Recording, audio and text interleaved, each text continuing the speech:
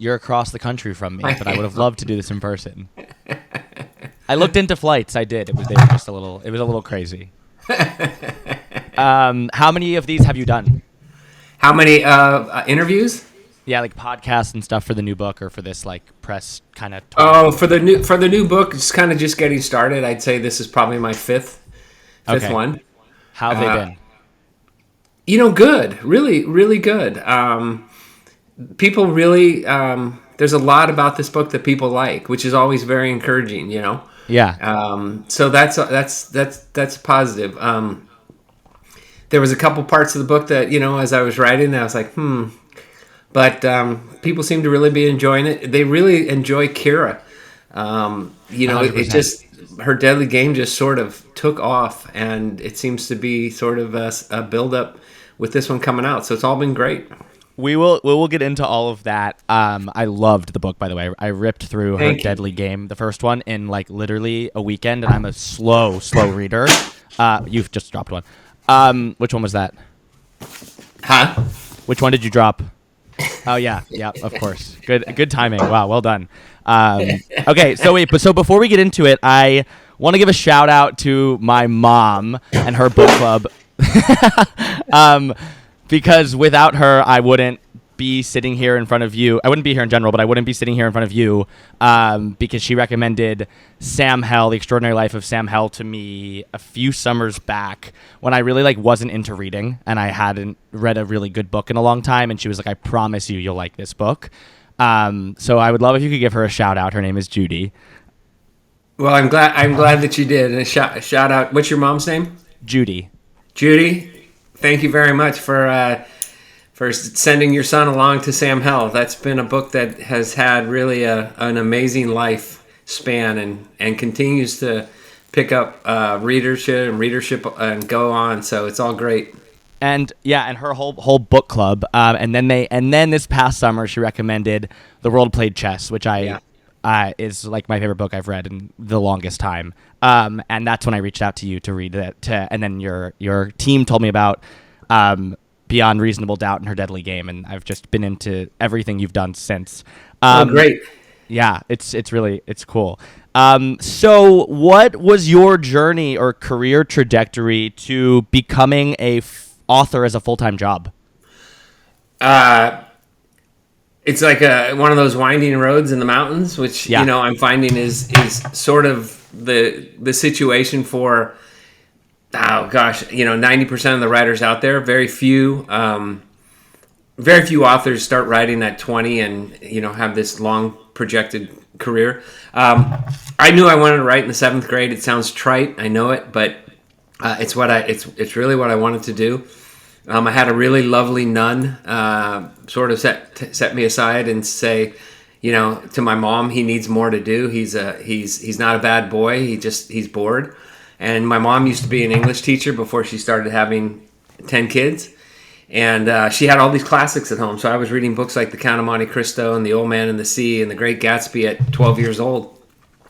And so I knew I wanted to write. And I kind of went into high school with that thought, etc. And, when I got out, I wrote for the LA Times for a little while. And then sort of that whole thing about, well, you should get as much education as you can. You should always have something to fall back on and all those things came into play, and I went to law school, became a lawyer, went to work for a fabulous firm in San Francisco, had the time of my life, but just never had it was never my passion. And so in about 1999, 2000, my wife and I made a decision together, which was I would give writing a shot. And since then, it's, like most writers, there was a lot of downs in the beginning, and then I got a book published, and then I had a series published, and then there was another down. And really around 2013, when I wrote My Sister's Grave, the first Tracy Crosswhite novel, that's when the books kind of went viral, and I could stop practicing law and just work full time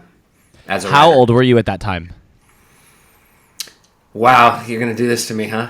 2013 was 12 years ago, so I was 50. Okay, and how long had it been up until then that you gave writing a shot until it was successful? So I started in 1999, had my first book published in 2004. had my first David Sloan book in the 5-book series published in, I think, 2006.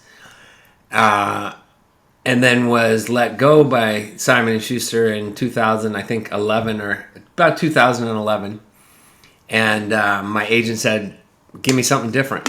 And that's when I wrote the Tracy Crosswhite book, moved to Amazon Publishing, Thomas and Mercer, and they just did a phenomenal job of getting the book out there and marketing it and marketing me. And I've been really blessed. I've been with them ever since. They've just been just a really supportive, wonderful publisher. That time in your life is really interesting to me as somebody who's pursuing like a really creative pursuit. I have a full-time job and I do this podcast on the side. How did you manage to, follow your passion and like believe in yourself during the time when you weren't successful, while either working that full-time job or the time in which just like it wasn't working out? How did you do that? Well, I was very naive and or egotistical to start with, right? I thought, I wrote all my life. I wrote journalism. How hard can it be to write a book? I can write a book. It's really hard to write a book. And so once I realized how difficult it is to write a book, I then kind of went back and gave myself my own MFA. I couldn't go back to school. I had 2 kids. I was married. But I gave myself my own MFA by going to the LA Bay bookstore, which is a famous bookstore here in Seattle back in the day when it was in Pioneer Square, sitting on the floor of the how-to section and reading books on the craft. How to plot a story. Christopher Vogler's book, The Writer's Journey, Saul Stein's book on writing, Stephen James's book, Troubleshooting Your Novel, all those things. And it's when I finally started I didn't have a problem working because I had worked as a lawyer. I could sit at my desk for 8 to 10 hours. I still do. But I needed to have a better focus, a better mindset on what was successful. So I also had an incredibly supportive wife who just always believed in me and just always thought that, things would work out for me. I had incredible agents at the Jane Rott Rosen agency, Meg Ruley. They never stopped believing in me. When I got let go by Simon & Schuster, Jane Rott Rosen, I was in New York. Jane Rott Rosen took me out for a drink, and she said, listen to me. I'm telling you right now, I've published, dozens of best-selling authors, and you will be successful. You will find an audience. Do you hear me? And I was like, yeah, I hear you. But it's, I heard her, but it's hard to believe it, right? But They just always believed in me. And like I said, when David Sloan, when I got let go by Simon & Schuster, my agent came to me and the words out of her mouth were, onward and upward, write me something different. Come back to me with some ideas. So, it's really, Josh, it's really more a matter of continuing to put one foot in front of the next. I got a wonderful piece of advice from a guy named Michael Colopy. Michael Colopy, at the time, was trying to become an artist himself. He was working in tech, but what he really loved was photography. And his father had been an artist. And his father gave him a piece of advice. He said, follow your dreams and the money will come. Follow the money and you'll lose your dreams. And I've always sort of taken that to heart. Now, that's not to say that I didn't study, that I didn't work on the craft, that I didn't do all those things you have to do. But I never thought about this as the opportunity to make a lot of money. I always thought about this as the opportunity to look back on my life when I'm an old man and say, you know what? I did it. I tried. I did it. I didn't want to look back on my life and say, I never tried. I never gave myself a chance. So I always tell young people like yourself, people I teach in my writing classes, I always say to them, look, I'm not telling you to quit your job. I'm just telling you to find a way, to find what you're passionate about and find a way to make a living at it. And in the interim, do the things that you're doing. Work full-time, take care of your bills, take care of your families, whatever that is, whatever you need to do. But there are ways to go about pursuing your passion as well. And I think that's really all I did, is I just kept putting one foot in front of the next. I love that piece of advice. And personally, I don't make any money from this. I do it to talk to people like you. I think this is like the really coolest part about doing this. Mm-hmm. And I agree with exactly what you said. Pursuing like what you love, it kind of just comes with it. Like you really find meaning in all of this. And I'm assuming that is what came with those bunch of years of writing that there wasn't a ton of success in. Yeah, I feel really fulfilled. Every day I get up and I come in and I sit at my computer here in my office. I feel incredibly blessed. I'm a guy that has a very strong faith. I'm not big on necessarily on religion, but I have a very strong faith, and I just am really grateful. And I try to give thanks as much as I can that I've been given this opportunity, because it's not only an opportunity, and I don't want to get too far afield or try to elevate myself beyond what I am. No, I want to hear it. Simply I think it's a interesting. Storyteller. But I'd like to believe that there was a reason for this, that there was a purpose for it. I'd like to believe that Sam Hell was meant to come into the world. The emails that I receive from people are so incredibly heartfelt. This book changed my life. This book made me do this. This book gave me the opportunity. This book showed me, etc.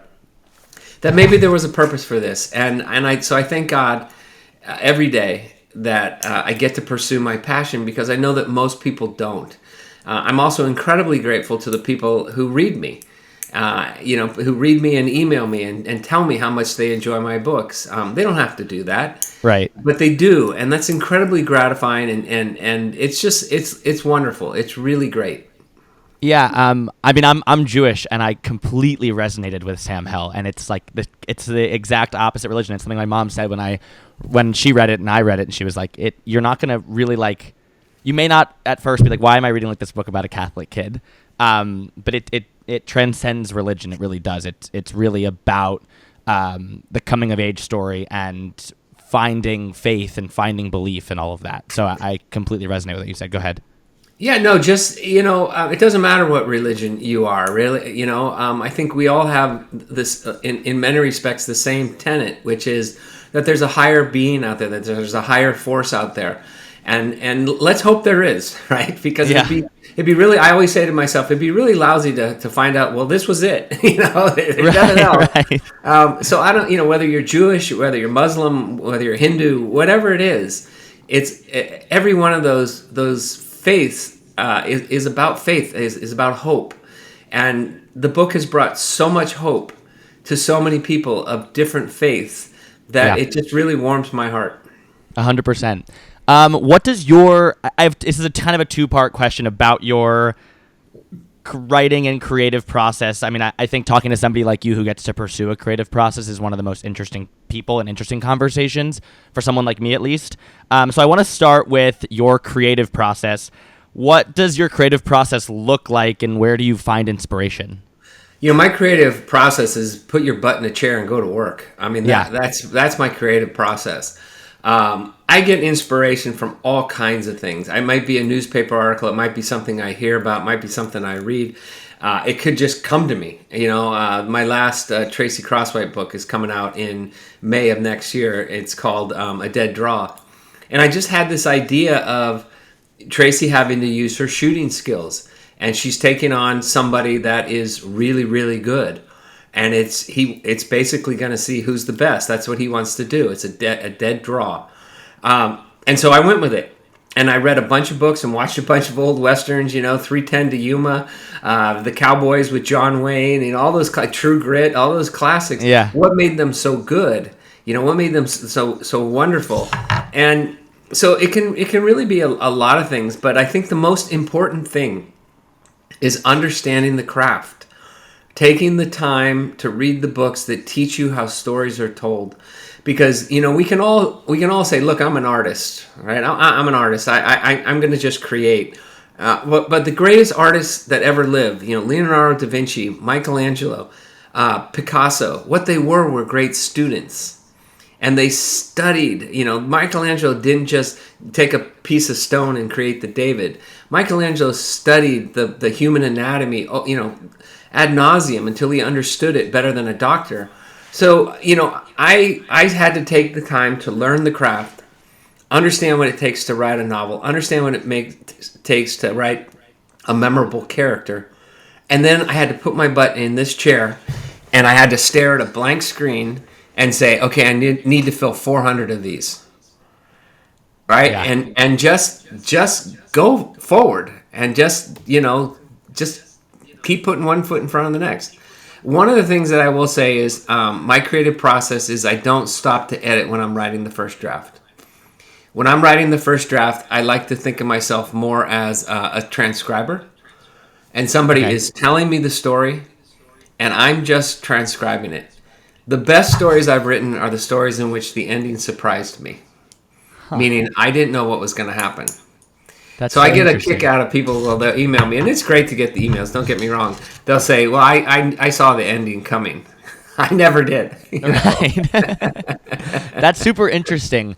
So wait, when you say that like the story comes to you, you're sitting in front of the screen and you have an idea to write a book about the Vietnam War. We'll take the world played chess for example. And you're saying, like, how does that work? It just kind of just funnels through you, and you just write for 8 hours a day. Like, and that's kind of the part into the writing process I want to hear about. Like, how much, like, how do you start? Is it like chapter by chapter, like all that? I'm really curious about all those details. Yeah. So years ago when I was trying to get my career resurrected again, I had a chance to read Stephen King's book on writing, and I am a huge Stephen King fan. Yeah, I would love to meet him someday. Yeah, I would be a total fanboy. I mean, I just think the man is absolutely brilliant. Yeah. But I read his book on writing, which was given to me by my niece in Christmas of 2004. And on the inside cover, she wrote, "Dear Uncle Bob, I hope you make $1 million like Stephen King. Love, Amanda." Well, I started reading the book, and Stephen King said, here is the key to great fiction. Here is the key right here. Here it is. The key to great fiction is telepathy. And I was like, what? Yeah. And he said, how does a person sitting at his desk touch the heart and soul of a person he's never met and never will, living in a town he's never visited and never will? Through the words on the page. Something about the words that he's writing and that they're reading, there's a connection. He calls it telepathy. Brilliant, but doesn't really help you a lot necessarily. Right. So, but what it made me realize is I was on a panel with Diana Gabaldon, who wrote the Outlander series and who has had uber success. Mm-hmm. And at the end of the panel, a guy got up to ask a question, and he said, "Diana, can you explain the magic?" I had no idea what he meant by that, but she obviously did. And she said, every night that she sits down to write after they have dinner, she goes into her office, she lights a candle, and she just waits till her characters start to talk to her. And whatever her character says first, she says, broccoli. Broccoli is green. And then she said it's like a kaleidoscope.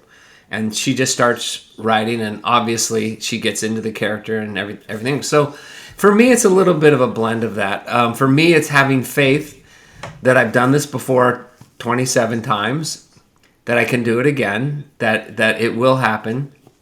I just need to relax, not try to force anything, and just listen to the story that's being told to me. Now, when I write police procedurals, there's a formula to it, right? There's a murder. There's a police detective. Right. The police detective gets the call. He goes out to the scene. He starts to investigate. He gets a clue. He follows the clue.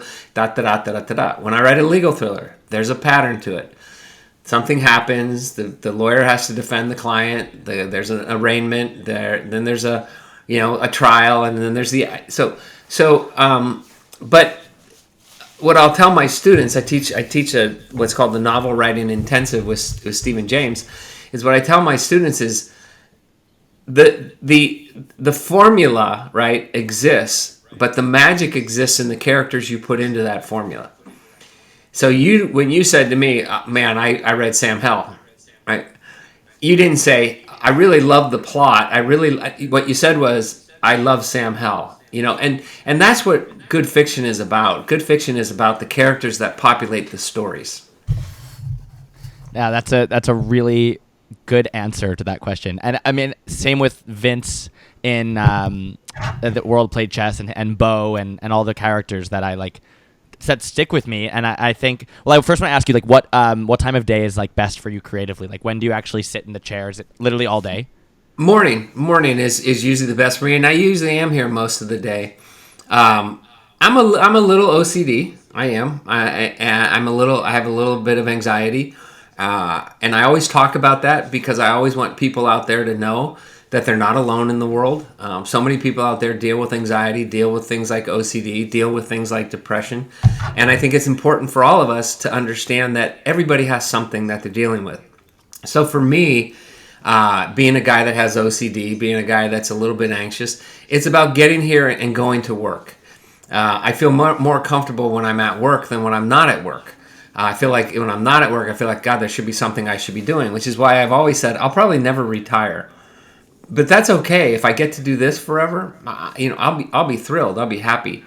So it's usually in the morning for me. And, the other thing I'll say is when I wrote The World Played Chess, I didn't have the journal, William's journal, until after my son read the first draft and came to me and said, Dad, I don't know anything about Vietnam.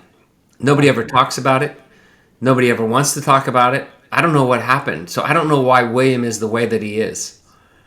And that was the key for me. And what I was able to do was go back and look at my life back then.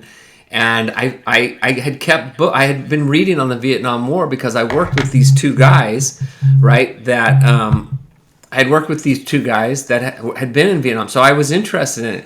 I still had the books. I literally went and picked up Nam, which is written in Mark Baker, 1988 or something like that. I still had it. So it was obviously something inside of me that said there's something here. And it was my son who triggered me to say, tell about what happened to these guys over there so we can understand what happened to them when they came home. And that's how that book really sort of developed. How old is your son? Joe is now 28. And how many kids do you have? How old are they? I have two. I have a 28-year-old and a 25-year-old. Do you think there's a reason that book resonated with him over somebody else? Like for me, after I read it, I was like, every guy should read this book. Like I just think it's like a book you should read before you go to college. Just the perspective that I gained from it. I'm now 3 years out of college, and it really just changed the way I saw the world. And I'm sure you hear this kind of thing all the time. But is there something about your kids that inspires your writing, or a reason that you think it resonates more with guys, or just something like that? I really get a lot of emails from a lot of different kinds of people. I get a lot of emails from families who lost someone in Vietnam. I get a lot of emails from women who lived in a small town and saw 13 young boys go off to fight in Vietnam, and none came home, and the whole town had been changed forever. I do get emails from young boys, not young boys, but high school, college, who'll say, I read the book. Some districts are starting to make the book mandatory reading for their high school students, which is wonderful. I mean, I hope it someday. And you really touched on an important thing for me, Josh, which was we grow up in this bubble, and we usually go to school in the town we live in, and then we graduate with all our friends, and we go to the high school in the town we live in. And it's not until we get done with high school where we suddenly go, well, hell, now what? Right. Right. I just went back to Notre Dame this weekend to visit my nephew, who emailed all his uncles, and there's a lot of us, and said, it would really mean a lot to me before I graduate if you guys could come out and come here and visit and go to one of the football games. So they were playing Stanford, which is my alma mater, and 6 of us went. And, he looked at me and he said, I can't tell you how much this means to me. I'm a little homesick. And just having you guys here makes me realize that home is not that far away. So there's that for men for men more than women, that frontal lobe develops later in life. And so I think it's when we get to college, and then when we start to realize that the world is a much bigger place, that there's much more complex problems than we've been exposed to. Hopefully our parents have shielded us and taken care of us and loved us and all those things. But at some point you get out and you realize, wow, I got to stand on my own 2 feet. And for my son, it was when he went to Florence. He was in Europe for 6 months, and he realized, if I'm sick, I got to take care of it. If I have something happen, I got to take care of it.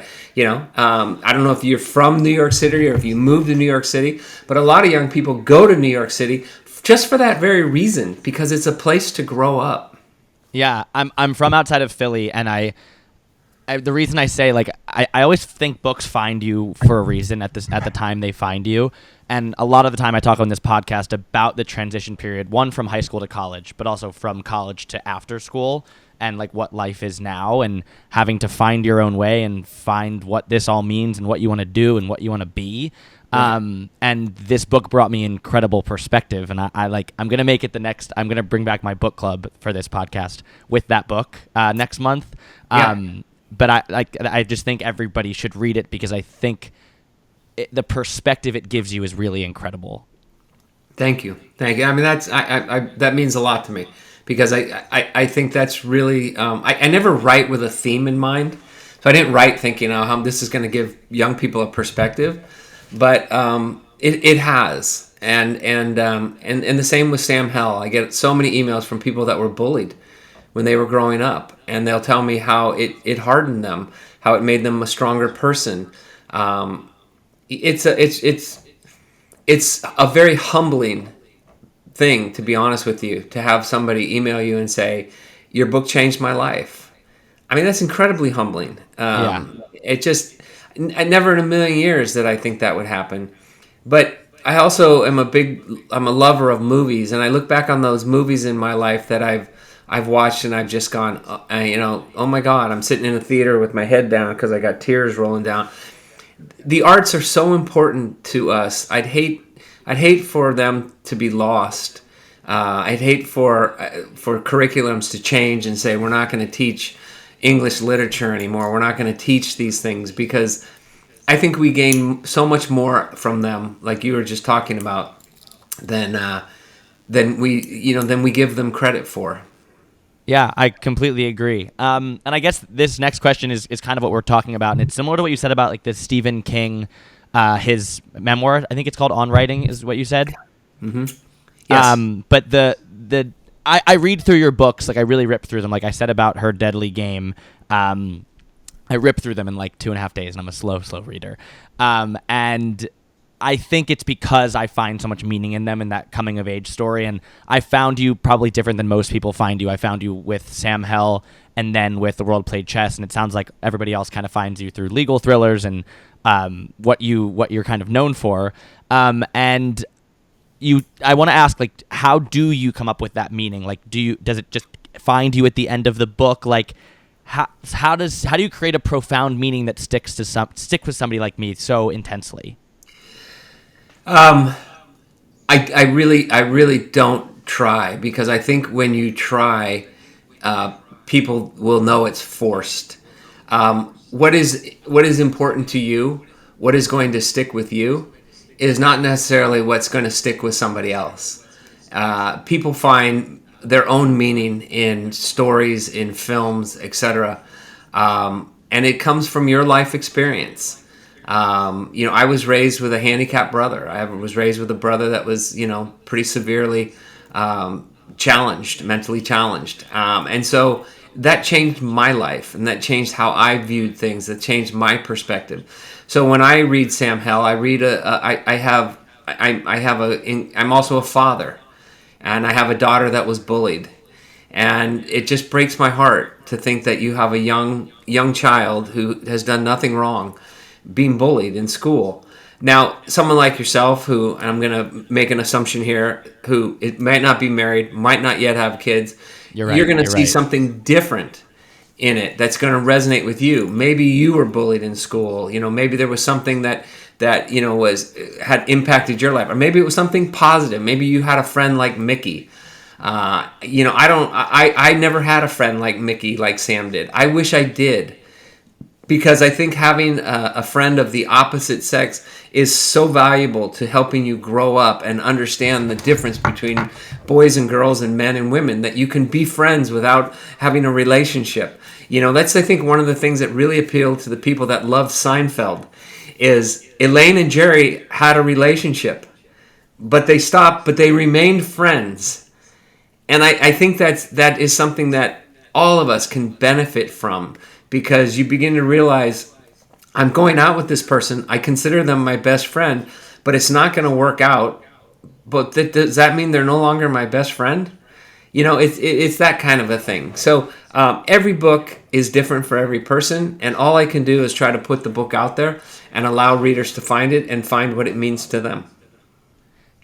Do you find I guess you talked about those movies that resonate with you so intensely. What are some of those movies that you love and you reference all the time? It's a Wonderful Life, The Wizard of Oz, Gladiator, Benjamin Button, Platoon. Think of some of the other ones that are out there. Moby Dick.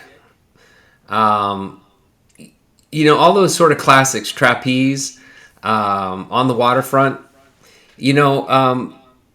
Just films that there was just something about them that made them. I'm not big into the Marvel and all that kind of stuff. If it's a good movie and a good story, I'll watch anything. But I'm really into stories about lives lived, and that's because that's really what it is. I'm at that point in my life, Josh, where my boyhood idols, or at least the people that I used to watch play sports, are dying. Luis Tiant just passed away. He was 83. Yeah. All these people are suddenly, and I'm like, Pete Rose, I'm like, wait a minute, Pete Rose can't die. Pete Rose was 82 years old. So you begin to realize that we all have a limited span, and that can either scare you to death or it can motivate you to say, I'm going to live my life to the fullest. And I'm going to use every bit of it that I can. My brother Tommy has on his tombstone, he wants it to say he didn't get cheated. He lived life fully. Yeah. Yeah. I love that. I think that's amazing. I was listening to a bunch of the interviews and podcasts you've done while preparing for what I wanted to ask you. And I called my mom last night and I was like, he's such a good interview. And I was like, yeah, no shit. He writes amazing books. Like that it all makes sense.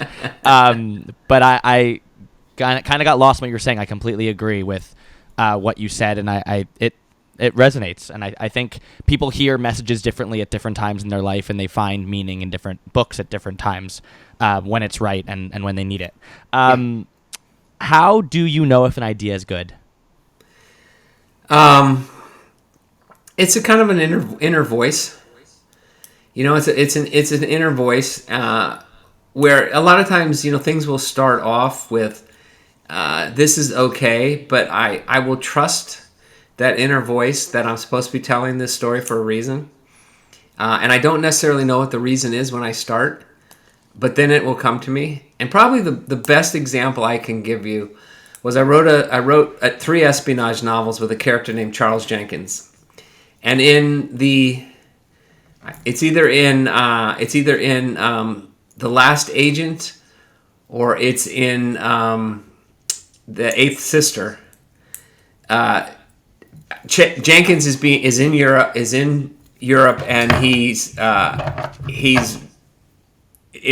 being chased by a bad guy, Victor, and they find that they have to sort of partner together in order to survive something. And so they're holed up in a hotel, and Jenkins starts playing chess with him. And Victor says to him, do you want to play? Yeah, well, you want to play for $10? Sure. I had no idea why I was writing those scenes. None whatsoever. But I just had faith that there was a reason for it. And about 100 pages later, Jenkins is able to say to him, no, I knew you weren't going to do something. Well, how would you know that? Because I played you in chess. And in chess, it wasn't about winning for you. It was about playing the game. So I knew. And I was like, where did that come from? Yeah. So a lot of times, we talked about earlier, you and I, it's about having faith that you're meant to be doing what you're doing, that there's a reason for it. Now, that's not to say that I haven't looked at some ideas and went, no, I don't see anything there. I don't think I want to pursue that. But I also do a tremendous amount of research before I get started. So I usually will have a pretty good idea that, okay, I think this is going to work. How much research goes into it? Like goes into each book? A ton. I mean, I research until I get to the point where the stories start to repeat themselves.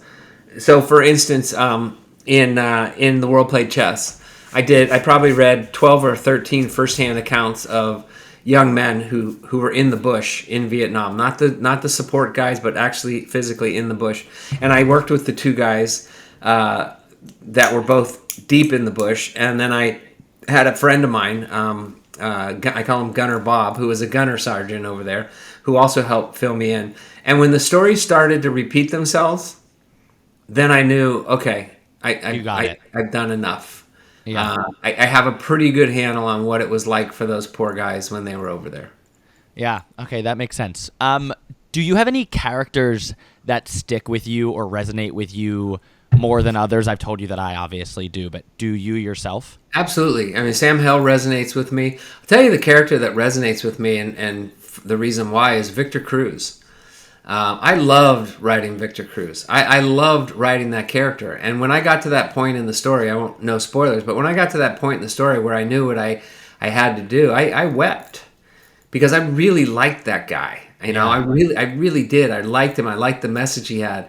Tracy Crosswhite in the Tracy Crosswhite series is another person that for me is really a great character because she embodies for women that you can be really, really good at what you do and still be a mom, still be a wife, still be a human being that's feminine and all these things, but at the same time be kick-ass.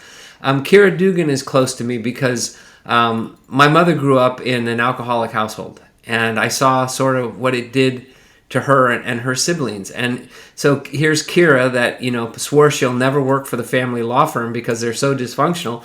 And she's working for the family law firm, and beyond reasonable doubt, she's not only working for the firm, but she has someone from her childhood come back and needs legal help. So all those characters kind of stand out for me. Vic Fazio in the Tracy Crosswhite series, I just love that character. I don't know where I came up with Vic, but I love it. I love them. So yeah, some definitely resonate more than others. How hard is it for you to part with a book or like end a book? For me as a reader, when I finish one of your books, I'm like devastated. I don't want it to end, and I don't know what I want to do next or what I want to read next. So how hard is that for you? It's not hard. And I'll tell you why. Because I've lived with it for so long. And not only have I lived with it, I've lived with all the edits and all the editing and all the copy editing and all the cold reads and all. I get to the point where I'm like, for the love of God, just let me move on to the next thing. Yeah. I have never reread one of my books. Interesting. No. I have reread The Green Mile probably 50 times. I read The Green Mile every time I'm writing a new writing project.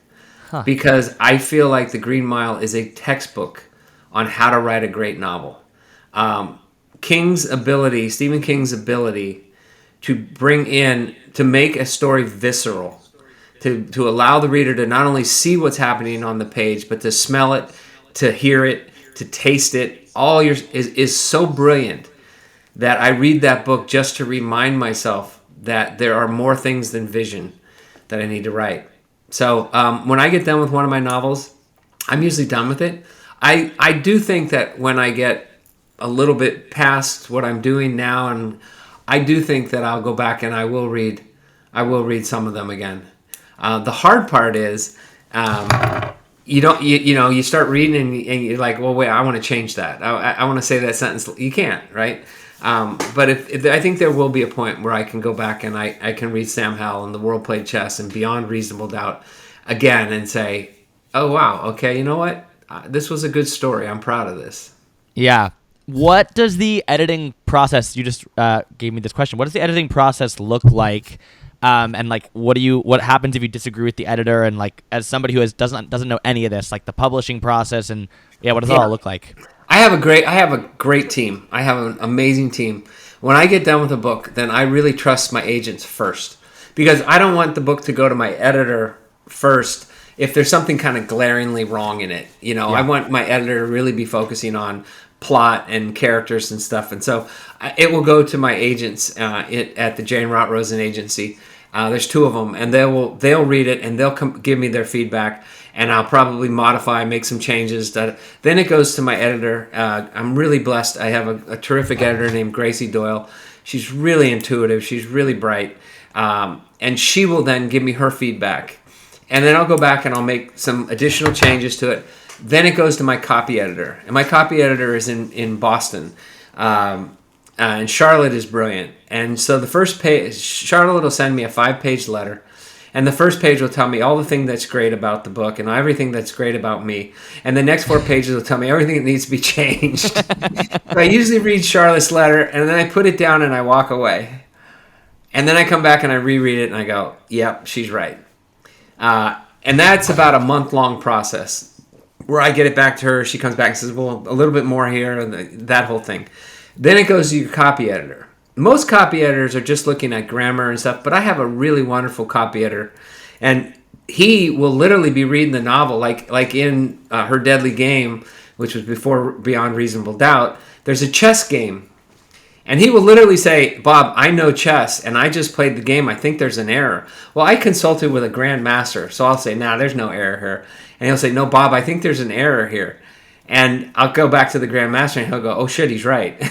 It's not that square. It's this. So wow. He's really good at saying, this doesn't make sense. Or you said it was Monday, but if it's Monday, then it can't be Wednesday, and not enough time has passed. So I'm really blessed that way. When that's all done, then it goes to a cold reader. And the cold reader is usually comes up with 20 to 25 things that may not be right. And then because I'm so widely read, I also have a sensitivity reader. Interesting. So for Beyond Reasonable Doubt, they had a sensitivity reader because, the antagonist, Jenna, who she's defending, is a sociopath. And so they had somebody read it to make, things that are going to be offensive if I call somebody crazy or whatever. And so they'll look at it for those reasons. In a better example is in The World Played Chess. It was read by a Vietnamese person who said, the word gook and slant, and that's really offensive. It is. And so in the acknowledgments, I put why soldiers were told those terms, were given those names, those terms. And it's offensive, but it was reality and da-da-da-da-da. So, there's a whole team behind me. Andrew George does all my marketing and stuff for me, and he's fabulous. I mean, he's just really, really bright and is always finding something new and exciting to help publish the books. I'm just really blessed to have a great team. How much of that process takes you out from the writing, or are you writing throughout it? Does that process deter the progress of a next book or all of that?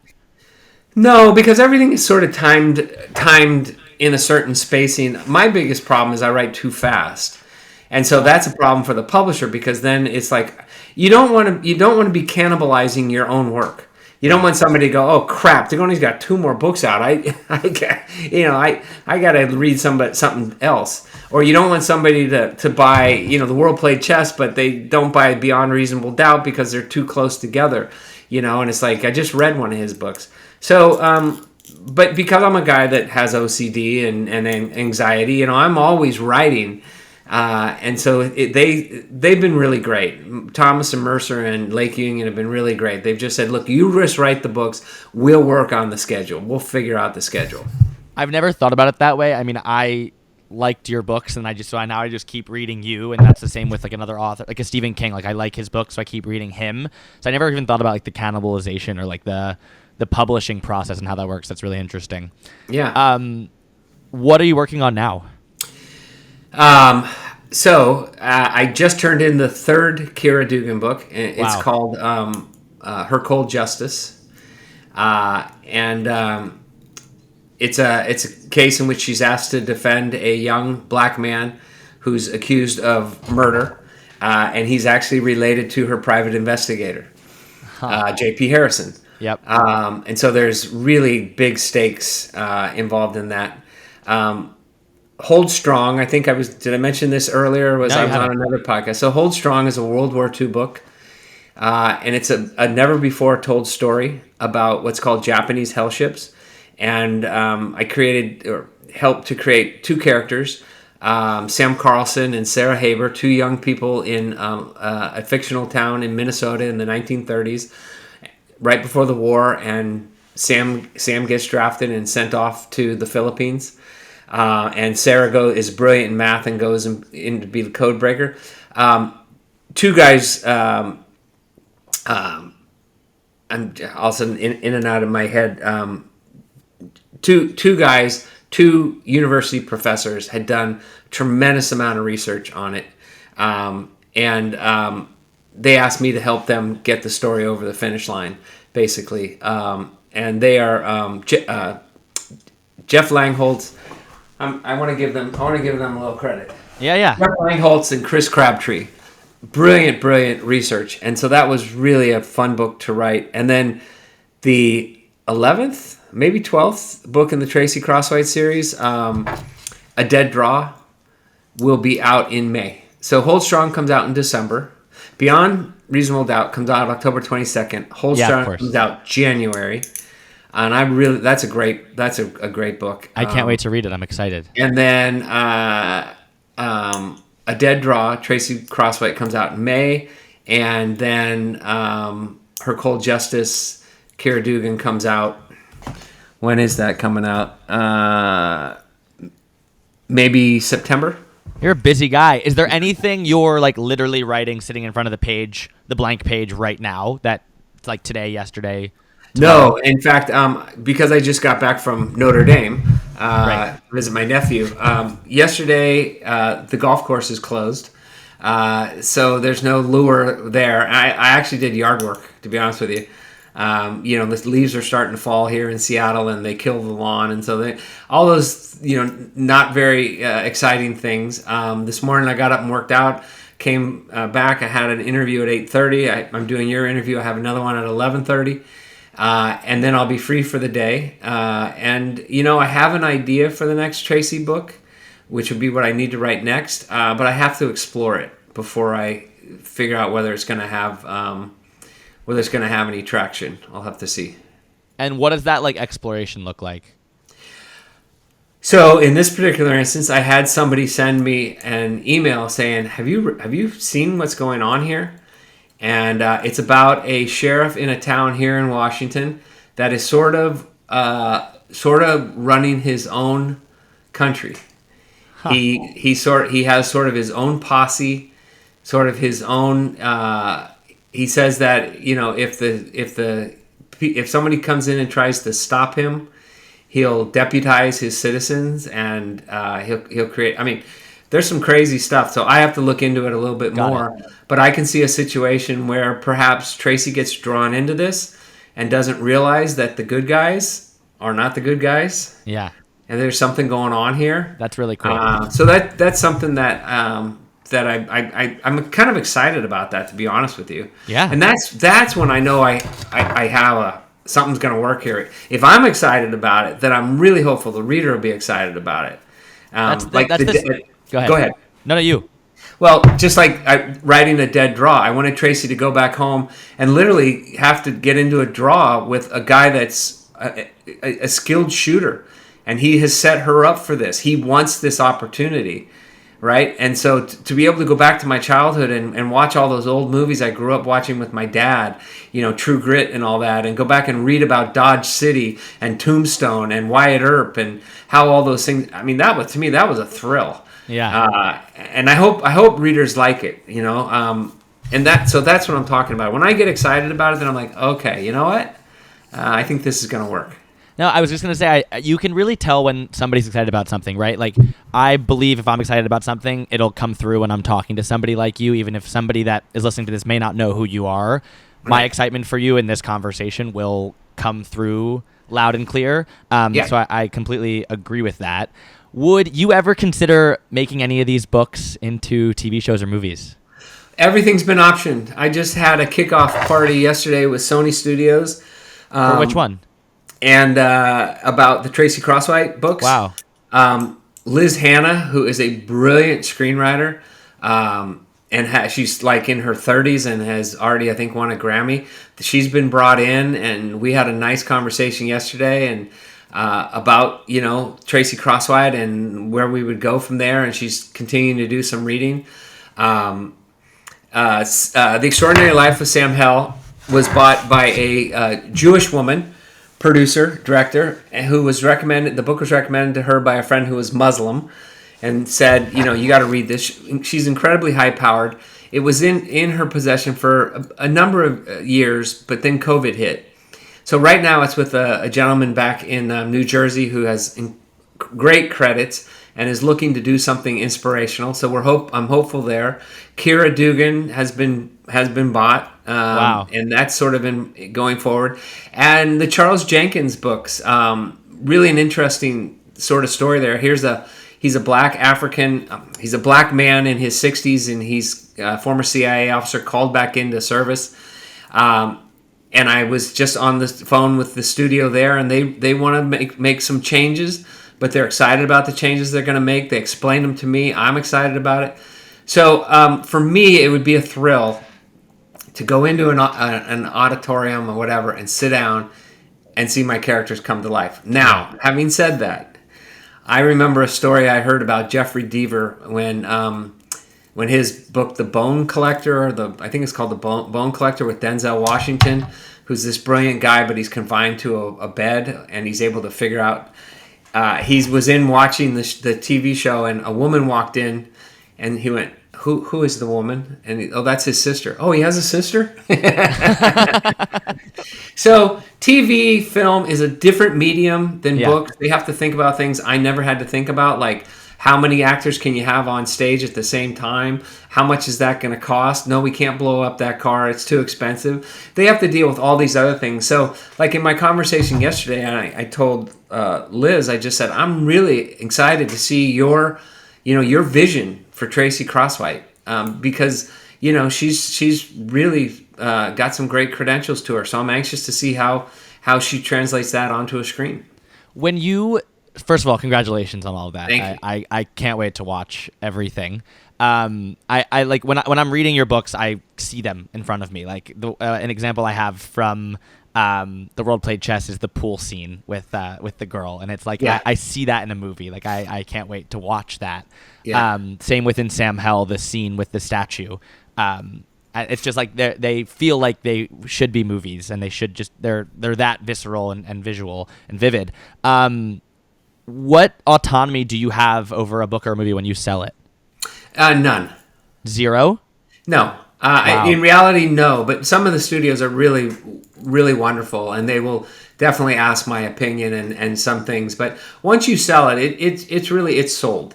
Now, if I was J.K. Rowling, if I was Stephen King, I'd have more autonomy, more authority, and say, no, I don't want to do that. But I don't, and I recognize that I don't, and I recognize that I probably will never get to that level. And if I do, I'm still not sure I'll be the guy going in there saying, no, we're going to do this differently. What I always say is I'll be involved as little or as much as you want. If you want some help identifying Tracy and who she is and what she comes from and all that, I'm happy to do it. If it's, but this is your medium. This is not mine. I've been asked, do you want to write one of the episodes? I'm not a screenwriter. Yeah. And so I'd write something, and then I go into a writing room with 25 people your age, because that's what Hollywood is. It's young people, and they would rewrite it all anyway. So, I'm a big believer in allowing people to do their jobs, and they obviously have an incredibly talented person for the Tracy Crosswhite series. Yeah. So I want to let her do her job, which is, to write the screenplay. Is it hard for you to give that character away that you spent so much time with? Since I've never had anything made yet, I can't really say yes or no. Okay. Will I be extremely disappointed if it's not made the way I want to make it? I think I'm at that point in my life now, Josh, to be honest with you. I'm 63 years old. That, what I do is I write novels, I create characters, and that's what I'm proud of. And if somebody else has a different vision and it works, then that's great too. Yeah. I'm kind of beyond the point of I'm going to get upset about this or I'm going to get upset about that. It's not worth it. Life's too short. I've been blessed to be able to do this, and like I said, I'm excited to see how another artist takes this. 100%. Yeah. My last couple of questions for you: Mm-hmm. What or who inspires you right now? Stephen King. Definitely Stephen King. Who else would... John Irving would be somebody else. I always say to people say, what are you reading? And my answer is always, I'll read anything as long as it's a good story. I never really look at the author as much as I look at, is it a good story? Am I enjoying this? And it's like some of my students write great stories, and I'll ask, can I read the whole book? Because I'm so into the characters. So really, I get inspired by good stories. What are some of those recent books you've read? I just read Barbed Wire Heart by one of my students. I loved it. I'm in the process of reading Tammy Hoag's book called, what is Tammy's book called? I thought I had it around. Oh, here it is, Bad Liar. So those are the two that I'm reading right now. I'm in the process of trying to get through Patrick Rothfuss, who wrote The Name of the Wind, and another one which is total fantasy books, 800-page books. I'm reading the second one. I think he's really great. So I read in a wide spectrum. If you could recommend one of your books and then any book in the world to someone listening to this right now, what would those two books be? I'd probably say Sam Hell would be the first one, because I think it has more universal appeal. And then the second one, I tell people all the time, I say, read The Green Mile. I said, it's brilliant. It is a brilliantly written book. Okay, great. Yeah. And then what would you tell your 24-year-old self?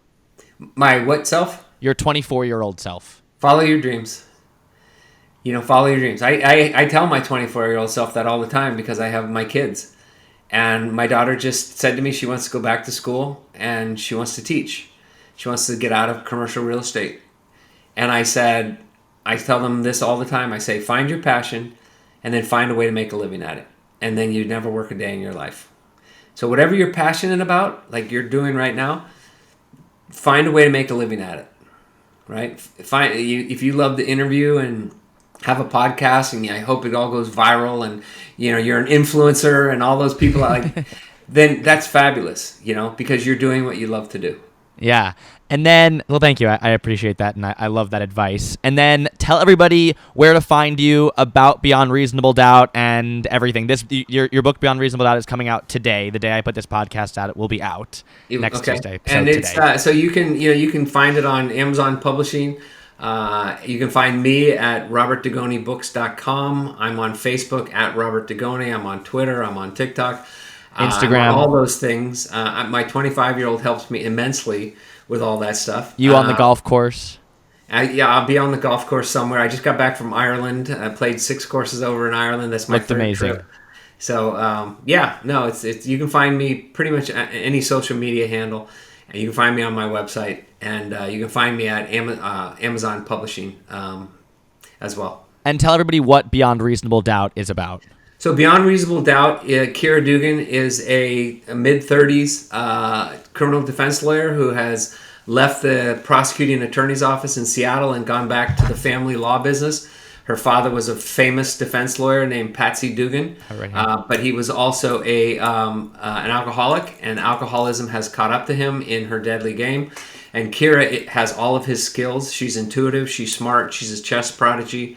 And so she's taken over the trial in the family practice. In Beyond Reasonable Doubt, a woman comes to the law firm seeking to be defended. Her name is Jenna Bernstein. She's a childhood friend of Kira's, although Kira never liked her because she thinks that she's a liar and a sociopath. And now Jenna has been accused of killing the CFO of her biotech company. And all the evidence seems to indicate she did do that. And Kira has to step in and defend her. And so that's sort of the book. And for anybody considering it, you will rip through these books. Like you will, the first two chapters, it brings you right in. It's really incredible. Thank you so much for being on today. Thank you. It was really incredible to meet you. And just this conversation was really everything I wanted it to be. So thank you so much. And I look forward to reading everything you write. So thank you again. Thanks. Thank you, Josh. It was nice. It was nice to be on, and I appreciate you having me. I'll come on anytime so we can do this again. I would love to have you on anytime. Well, I'll have you back on for Hold Strong. I'd love that. Oh, that'd be great. Okay, yeah. Then I'll see you in January. See you in January. All right. Take care. Okay. Have a good one. You too.